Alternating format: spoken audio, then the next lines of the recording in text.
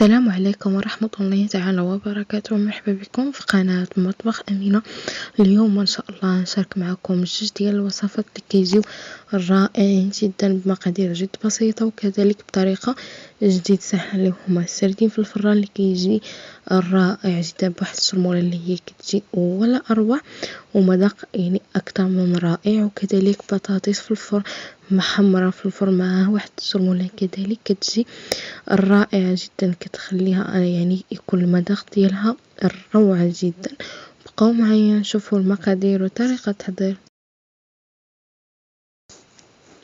على بركة الله. ونبداو بالمقادير والطريقة في نفس الوقت. أول حاجة غادي نبداو بها هي البطاطا.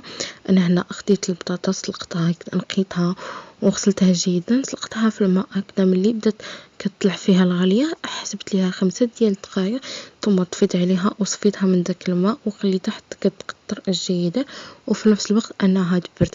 ثم كناخدو هكذا، خديت هنا مول، يمكن لكم تاخدوا لاطه ديال الفرن، انا هنا خديت مول وزعت فيه ديك البطاطس كما كتلاحظوا. انا هنا قطعتها رقيقه، نتوما يمكن لكم تقطعوها هكذا غليظه، كيبقى لكم اختياري. ثم كنضيفوا ليها 2 ديال المعالق كبار ديال زيت نباتيه، وكندخلوها للفرن وكنخليوها انها تحمر. هنا هكذا غير نبدا يعني نخلطها في داك الزيت، ثم غادي ندخلها للفرن وغادي نخليها انها تحمر. النار تكون من الفوق ومن التحت على 180 درجه حتى كتحمر لينا البطاطس. انا هنا دخلت البطاطا ديالنا انها تحمر. غادي ندوز انني نوجد شرموله ديال الحوت. هنا خديت زلافه درت فيها 3 ديال المعالق كبار ديال القزبور مقطعين، يمكن لكم تستعملوا قزبور وما عندوش كيبقى لكم اختياري.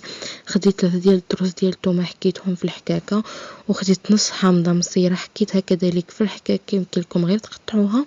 وخديت فلفله حاره قطعتها كذا قطع صغيره، يمكن لكم تعوضوها بمعلقه صغيره ديال الهريسه. وهنا غادي نضيف توابل، معلقه صغيره كتكون مملوءه جيدا ديال الكمون، وراس معلقه صغيره ديال الابزار، ونص هكذا ولا راس معلقه صغيره ديال الملحه. هنا ما تكثروش الملحه لانه مستعملين هنا الحامض.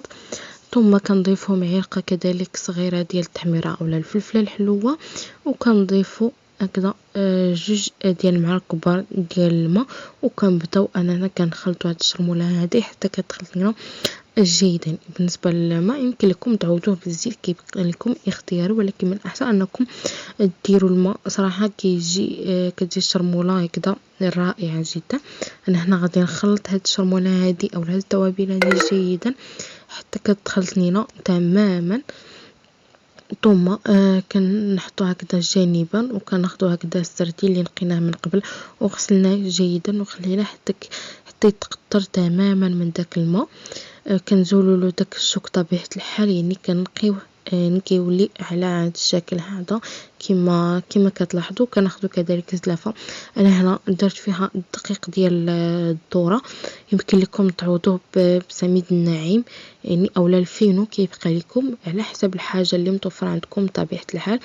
ثم كناخذوا هكذا السردين ديالنا كنوضعوا فيه الشرموله هكذا من الوسط، وكنبداو يعني كنتنيو على 2 كما كتلاحظوا يعني بهذه الطريقه هذه. ثم كنبداو انا كناخذ هكذا عود ديال الشيوه، كنبدا نوضع فيه هاد السردين هذا بهذه الطريقه هذه، يعني بحال الشكل ديال يعني ديال الكبده اولا ديال البلفاف. يعني راها طريقه سهله جدا كما كتلاحظوا. هنا انا غادي نبقى بنفس الطريقه، يعني حتى كنعمر داك العود ديال الشيوه. يمكن لكم نتوما تنزلوها غير في اللاطه، يعني بلا ما ديروها في داك العود، كيبقى لكم اختياري طبيعه الحال. ثم ملي كنعمروا داك العود كنبداو اننا يعني ندوزو في داك الدقيق ديال الذره كما كتلاحظوا هكذا غير بالخاطر. ثم غادي ننزلو في المول يعني ديال الزيت. انا هنا خديت مول ديال الزيت، يمكن لكم تاخذوا لاطه ديال الفرن وتفرشوا فيها ورق ديال الزبده. بالنسبه للمول راني دهنته من يعني بالزيت من قبل من التحت. ثم كننزل فيه السردين هذا، وكنبدا نوضع كذلك 2 ديال المعالق كبار ديال الزيت نباتي هكذا من الفوق. وهنا غادي يعني ملي تحمر البطاطا ديالي غادي نخرجها من الفرن، وغادي ندخل السردين ديالي كذلك انه يتحمر. النار تكون من الفوق ومن التحت على 200 درجه حتى كيتحمر جيدا. انا هنا دخلت اللاطه ديالي الفرن انها يتحمر داك السردين. أنا بالنسبة للبطاطا راني خرجتها وكيما كتلاحظوا كتجي هكذا محمرة وفي نفس الوقت راها كتجي مقرمشة. حنا غادي ندوزو انا نوجدو الشرموله اللي غادي نديرو ليها. كناخدو هكذا مقلاة كندير فيها راس معلقة صغيرة ديال الابزار اولا الفلفل الاسود، وانتم غادي نديرو كذلك هكذا راس معلقة صغيرة ديال الملحة. كما كتلاحظوا انا الملح راه ما درناهاش للبطاطا نهائيا، يعني غير ديروا الملح، والملح كتبقى لكم على حسب الذوق. انا هنا نكتفي براس معلقة صغيرة ديال الملح.